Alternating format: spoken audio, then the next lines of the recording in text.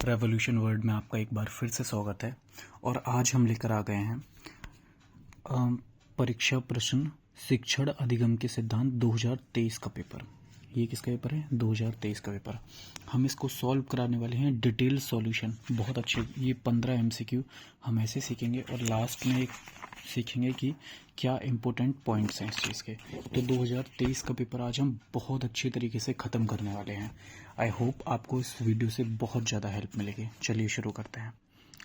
2023 में शिक्षण अधिगम के सिद्धांत में 15 बहुविकल्पीय प्रश्न पूछे गए, जो कि हर साल पूछे जाते हैं। तो उसमें पहला प्रश्न है शिक्षण एक ध्रुवती प्रक्रिया है। ध्रुवती प्रक्रिया मतलब ट्राइंगल, ट्राइपोलर प्रोसेस है। शिक्षण एक ट्राइपोलर प्रोसेस है। ये किसने कहा? तो ये कहा जॉन ड्यूबी ने। ये किसने कहा? जॉन ड्यूबी ने। आपको ये याद करना है, जो टीचिंग है वो एक ट्राइपोलर प्रोसेस मतलब ध्रुवीय प्रक्रिया है। तो ये किसने कहा? जॉन ड्यूबी ने कहा। आई होप ये क्वेश्चन आपको क्लियर हो गया होगा। किस शिक्षार्थी ने शिक्षा को संपूर्ण जीवन माना है? मतलब कौन से एजुकेशनिस्ट ने शिक्षा को कंप्लीट लाइफ माना है? मतलब कौन से एजुकेशनिस्ट ने एजुकेशन को कंप्लीट लाइफ माना है?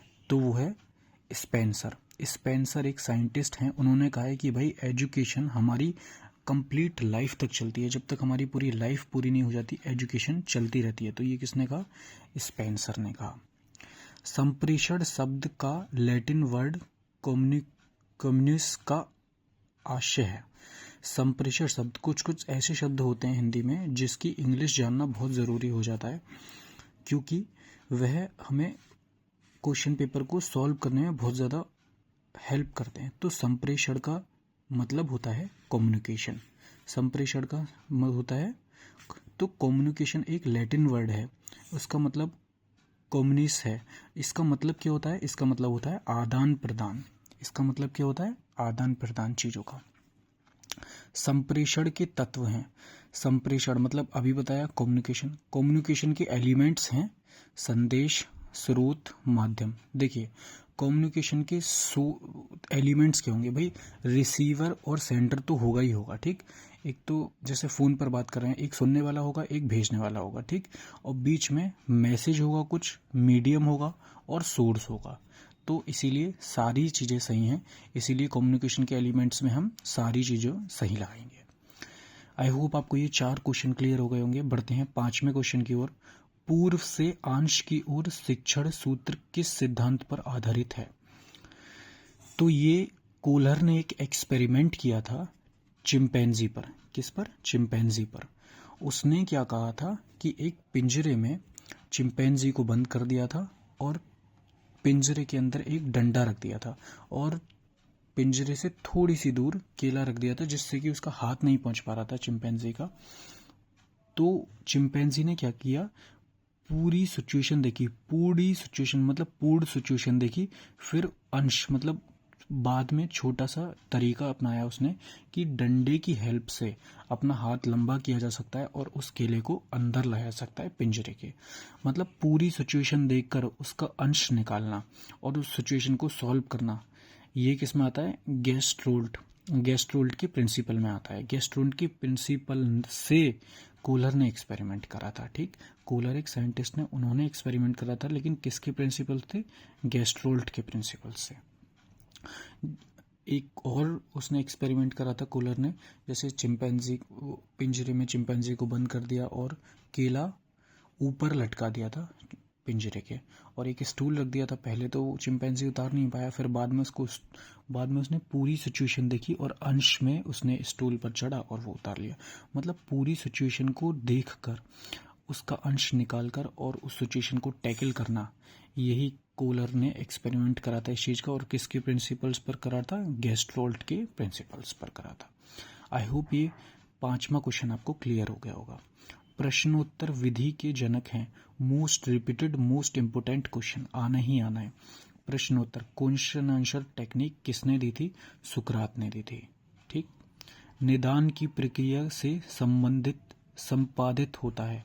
निदान, देखिए 2 तरीके की प्रक्रिया होती हैं, एक तो निदान प्रक्रिया और एक उपचारात्मक प्रक्रिया। कोई भी टीचर पढ़ा रहा है कक्षा में, तो जैसे मान लीजिए मैं पढ़ा रहा हूँ और लेक्चर पढ़ाते पढ़ाते शिक्षक को स्टूडेंट को प्रॉब्लम आई, तो उसने हाथ खड़ा किया कि सर मुझे यहाँ पे प्रॉब्लम है। तो निदान की प्रक्रिया में शिक्षक अपनी समस्या को पहचान सकता है, ठीक। और वहीं उपचारात्मक में उस समस्या का समाधान किया जा सकता है। जैसे फॉर एग्जाम्पल 7th क्वेश्चन का एग्जाम्पल दे रहे हैं कि जैसे एक टीचर है, वो पढ़ा रहा है, स्टूडेंट बीच में उठा, उसने अपना हैंड रेस किया कि सर मुझे ये बीच में, मतलब लेक्चर के बीच में उसने हैंड रेस किया और पूछा कि सर मुझे यहाँ प्रॉब्लम है। तो उसने अपनी समस्या को पहचाना, निदान की प्रक्रिया के अंतर्गत समस्या को पहचाना। फिर उस समस्या का जब टीचर समाधान बता रहा है तो वो समस्या समाधान हो जाएगा। वो किसके अंदर आ जाएगा? वो उपचारात्मक के अंदर आ जाएगा। समस्या समाधान इसको कहते हैं रेमेडिकल, ठीक। आई होप ये 7th क्वेश्चन आपको क्लियर हो गया होगा। 2 तरीके की प्रक्रिया होती है, निदान प्रक्रिया, उपचारक प्रक्रिया। निदान प्रक्रिया के अंतर्गत समस्या को पहचानना आता है, उपचारात्मक के अंदर समस्या का समाधान आता है। अगर ये उपचारात्मक प्रक्रिया पूछा होता तो आप समस्या समाधान लगाते, अभी निदान प्रक्रिया पूछा है तो आप समस्या को पहचानना लगाएंगे। आई होप बहुत अच्छे से क्लियर हो गया होगा। सूक्ष्म शिक्षण में निम्न में से कौन से तत्व का समावेश नहीं होता है? नेगेटिव सेंस में पूछा है। सूक्ष्म शिक्षण किसे कहते हैं? माइक्रो टीचिंग को कहते हैं। इसमें पूछा गया है कि माइक्रो टीचिंग में से कौन सा एलिमेंट ये नहीं होगा, हमें बताना है नहीं वाला।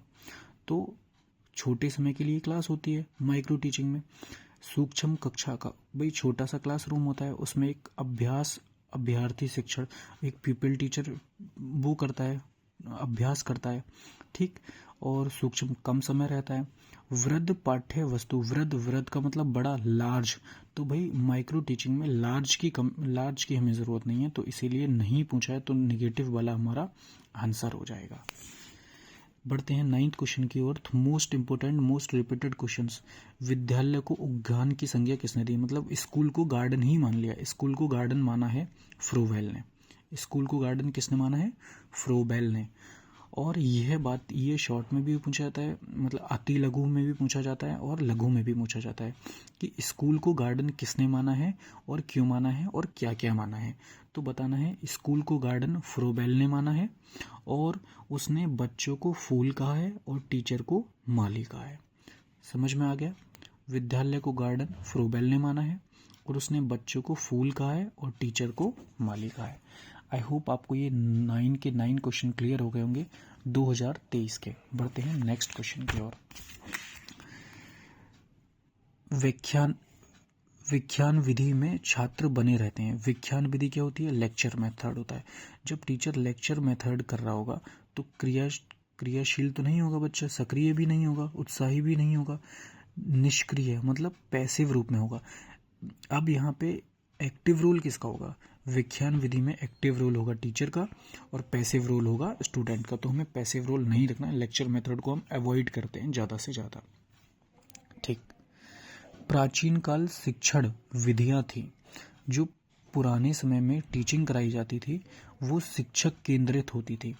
जैसे आपने देखा होगा कि गुरुकुल प्रणाली आज के समय में बिल्कुल बंद ही हो गई है, लेकिन पहले वो होती थी। तो हमें गुरुकुल प्रणाली का बिल्कुल भी नहीं करना है। अब शिक्षक कौन सी हो गई? क्वेश्चन आ जाए कि वर्तमान समय में शिक्षण की विधि है तो आप बताएंगे बाल केंद्रित। जो बच्चे को अच्छा लगेगा वही हमें पढ़ाना है, मतलब उससे रिलेटेड जिस चीज़ में उनका इंटरेस्ट होगा। तो आज की एजुकेशन बाल केंद्रित है और पहले की एजुकेशन जो थी वो शिक्षक केंद्रित। उसमें टीचर एक्टिव रोल प्ले करता था और स्टूडेंट पैसिव रोल। लेकिन आज के समय में teacher active role play student active role play करता है और टीचर पैसिव रोल प्ले करता है। आई होप आपको 10th और 11th क्वेश्चन अच्छे से समझ में आ गए होंगे। प्रस्तावना प्रश्न का संबंध होता है। प्रस्तावना किसी भी चीज़ को स्टार्ट करने से पहले उसकी प्रस्तावना, आपने देखा होगा कि कोई 6th-7th क्लास में पहले एक बुक होती है, उसमें यहाँ पे पूरा चैप्टर दिया गया है, ऊपर यहाँ पे प्रस्तावना दी गई होती है। मतलब उस चैप्टर से रिलेटेड पहले आप क्या क्या जानते हैं वो चीज़, तो पूर्व ज्ञान से रिलेटेड जो भी होगी वो हो गई प्रस्तावना प्रश्न, ठीक। प्रस्तावना प्रश्न किससे रिलेटेड होगी? पूर्व ज्ञान, जो हमें पहला क्या ज्ञान है उससे रिलेटेड होगी। बच्चों में काल्पनिक शक्ति का विकास किससे किया जाता है? कल्पना शक्ति का विकास किससे किया जाता है? तो वो होता है कहानी द्वारा। आपने देखा होगा बचपन में दादी माँ वगैरह बच्चों को कहानियाँ सुनाती थी, और उससे जैसे उन्होंने कहा कि एक बहुत पावरफुल राजा होता था, बहुत ताकतवर राजा होता था, तो बच्चे अपने दिमाग में सोच लेते थे कि ये राजा कैसा है, बहुत ताकतवर है, और वो शेर की सवारी करता है। मतलब असलियत में नहीं है, लेकिन वो ये क्या कर रहे हैं, इमेजिन कर रहे हैं, सोच रहे हैं।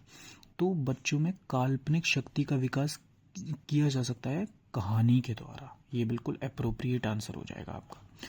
पाठ्य के प्रमुख तथ्यों को बार बार दोहराना किस शिक्षण सिद्धांत के अंतर्गत आता है? तो भाई बार बार दोहराना मतलब आवृत्ति का सिद्धांत। आवृत्ति का सिद्धांत कहता ही यही है कि रिपीटेड वाला, बार बार बार बार। पर्यटन विधि, पर्यटन विधि मतलब किसी भी चीज़ को मतलब इंग्लिश में भी जान लेना चाहिए। पर्यटन विधि होता है इंग्लिश में टूरिज्म मेथड। टूरिज्म मेथड से छात्र में विकास होता है। भाई तुम घूमने जाओगे, निरीक्षण करोगे उस चीज़ का और अवलोकन करोगे, मतलब ऑब्जर्वेशन की तुम्हारी जो विकास की क्षमता होगी वो क्या होगी, बढ़ेगी टूरिज्म मेथड से। तो पर्यटन विधि से छात्र में विकास होता है ऑब्जर्वेशन का, निरीक्षण व अवलोकन का। आई होप गाइज आपको ये वीडियो पसंद आई होगी बहुत ज़्यादा, और आपने इस वीडियो को लाइक किया होगा। ये जो अभी हमने सॉल्व किया, ये 2023 का क्वेश्चन पेपर सॉल्व किया है, शिक्षण अधिगम के सिद्धांत। ये चैनल है रेवोल्यूशन वर्ड, आप इस पर विजिट कर चुके हैं। बहुत अच्छी खासी मात्रा पे इस पे व्यूज़ आते हैं, लेकिन सब्सक्रिप्शन अभी बहुत कम है। आई होप गाइस अगर आपको ऐसी वीडियोस और देखनी हो तो इस चैनल को प्लीज़ सब्सक्राइब करें और बेल आइकन दबाएं। Thank you.